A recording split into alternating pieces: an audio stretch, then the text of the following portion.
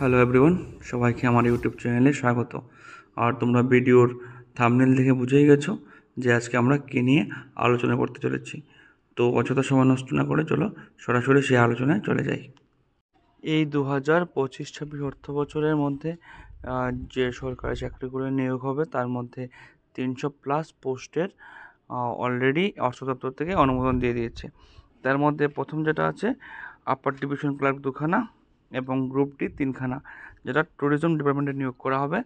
এবং এর মধ্যে ইউডিসি যেটা আছে আপার ডিভিশন ক্লার্ক, সেটা নিয়োগ হবে যারা বর্তমানে এলডিসি আছে তাদেরকে প্রমোশন দিয়ে ইউডিসিতে নিয়োগ করা হবে।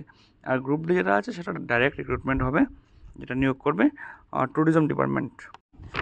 তারপর যে পোস্ট আছে সেটা হলো 2খানা বায়োমেডিক্যাল ইঞ্জিনিয়ার নিয়োগ করা হবে হেলথ ডিপার্টমেন্টে, গ্র্যাজুয়েটেড পোস্ট, সেটা নিয়োগ করবে মেবি টিপিএসসি দ্বারা নিয়োগ করা হবে। এবং এর কোয়ালিফিকেশন চেয়েছে bachelor degree in biomedical engineering. তারপর আমরা যেটা আলোচনা করবো সেটা হলো কোঅপারেটিভ সোসাইটিতে নিয়োগ করা হবে। 30খানা পোস্ট আছে এবং পোস্টের নামগুলি হলো অডিটর, ইনভেস্টিগেটর আর স্ট্যাটিস্টিক ইনভেস্টিগেটর। তো এগুলি নিয়োগ করা হবে কোঅপারেটিভ সোসাইটিতে এবং সবগুলি প্রত্যেকটা নিজ নিজ ডিপার্টমেন্ট নিয়োগ করবে।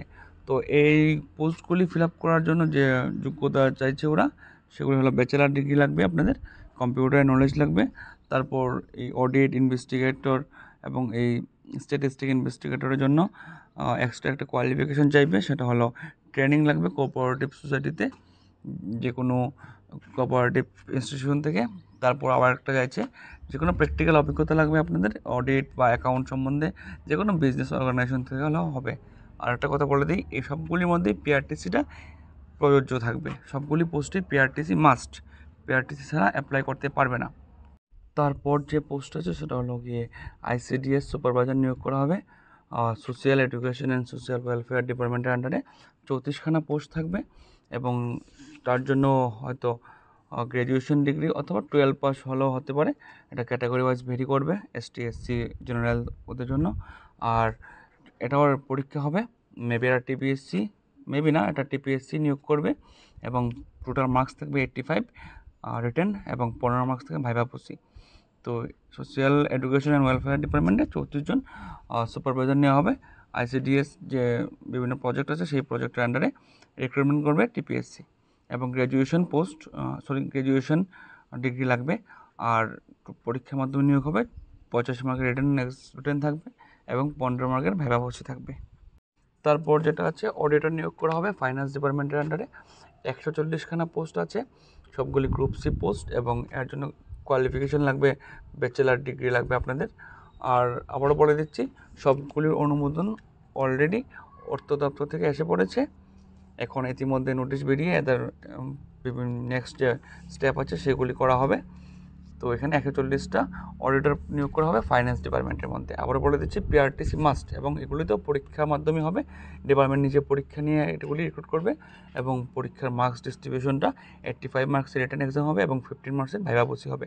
যেগুলি আমরা জিআরবিটিতে দিয়েছিলাম সেমভাবেই হবে, সেম মার্কসের এটি থাকবে, কিন্তু ডিপার্টমেন্ট নিজে নিয়োগ করবে।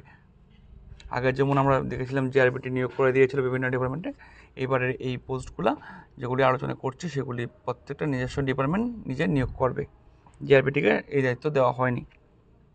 তারপর যেটা আছে সেটা হলো 104খানা ফরেস্ট গার্ড নিয়োগ করা হবে ফরেস্ট ডিপার্টমেন্টের আন্ডারে এবং ডিপার্টমেন্ট নিজেই পরীক্ষা কন্ডাক্ট করাবে। এবং এটার মধ্যেও 85 মার্কসের রিটেন থাকবে এবং 15 মার্কের ভাইভা থাকবে এবং কোয়ালিফিকেশনটা থাকবে গ্র্যাজুয়েশন অথবা 12 পাস, সেটা ক্যাটাগরি ওয়াইজ ভেরি করতে পারে। তো এই ছিল 300+ পোস্টের বিস্তারিত আলোচনা। পরবর্তী সময় বিভিন্ন ডিপার্টমেন্ট থেকে এগুলির নোটিফিকেশান আবার বের হবে।